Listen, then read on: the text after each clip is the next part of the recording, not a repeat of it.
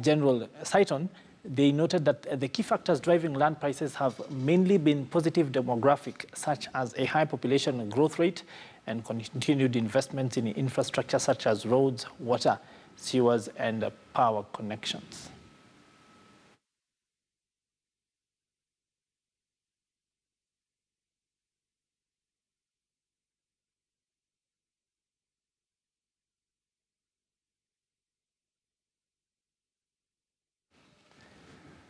Now, Peter Gitao is a real estate expert with a focus on land and the trade surrounding it. He is managing director at Peter's Plots.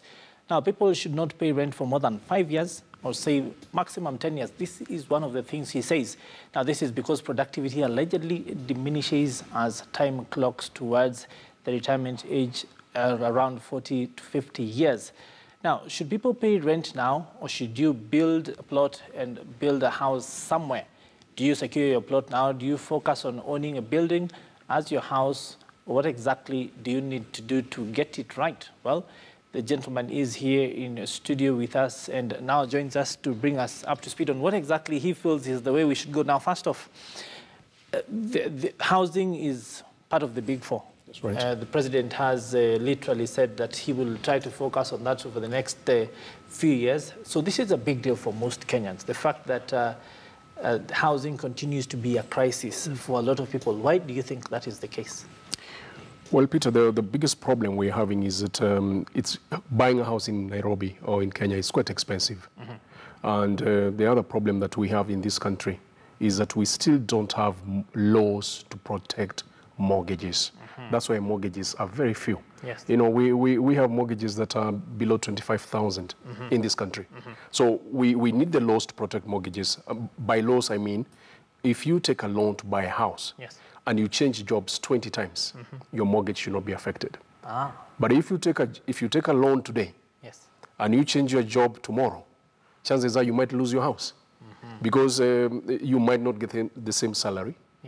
Or you might, well, if you are lucky, you get a job tomorrow. Other people might get a job after 6 months or after 1 year. So what happens to your monthly payments? So that being a crisis also present opportunities. That's right. And there are organizations, companies such as yourselves at Peter's Plots who says that, hey, look, this is not really a crisis, it's a challenge, and that we can help you tackle it. What are some of the ways that you're saying you can help, especially young people who are the millennials we're talking about and who move from job to job often, try and sort themselves out?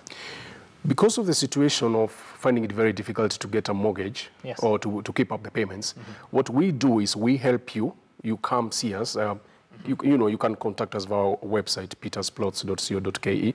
You come see us. You tell us, all right, I have saved this much money, or from my salary, I can get this amount of money as a loan, or through my circle, I've saved this much money. If you've saved 500,000 shillings or 400,000 shillings, you could get a plot on Kagundo Road.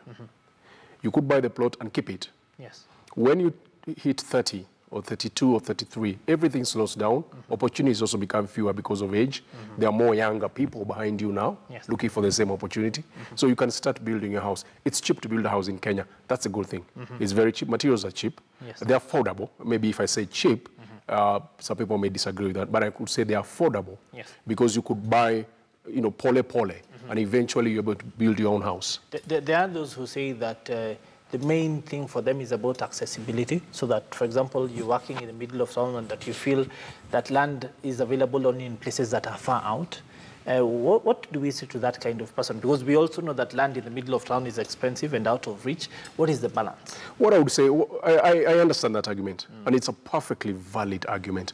But this is what I would say. There's a small price to pay for a comfortable future. Right now, there's no point working all your days trying to get a house in Runda or trying to get your house in Upper Hilo, Kilimani, Kileleshwa, when it is clearly out of your reach. What you could do, you can live with that traffic jam for now. The roads will eventually be fixed. We've got more roads in Nairobi, around Nairobi, in Kenya, more than we've ever had. The previous regime and this one, we're getting more roads. So it's a small price to pay. Don't fail to own a home because you fear stepping on that mud. Eventually, that mud will be gone. What is a good age to start, especially knowing that we have a lot of young people coming out of college, coming out of universities, that sort of thing, coming out of school? What do you think would be the ideal age? Because some people say I'm too young to start thinking about building and that sort of thing. Well, I would say this. Unfortunately, the things that should be taught to our young people are not being taught. If I had the chance, I would go to those universities and teach those people who are leaving university in 1 year that immediately you get your first job, you start getting into property ownership, whether you're buying land or whether you want to buy an apartment, straight away.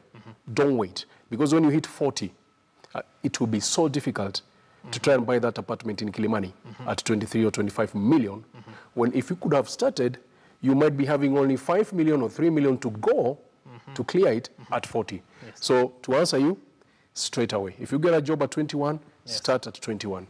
Then there's a flip side. Those who did not start at 21 and are now approaching 40 or past 40, it's never too late to start. What would we say to that kind of person? You are right, Peter. It's never too late. Paying rent at 40, paying rent at 45 and 50 is extremely difficult. You might be living in a place where there are too many young people raving their cars at 3 a.m. on Sunday morning. So the best thing to do is, if you hit 40 and you still don't have any property, don't worry.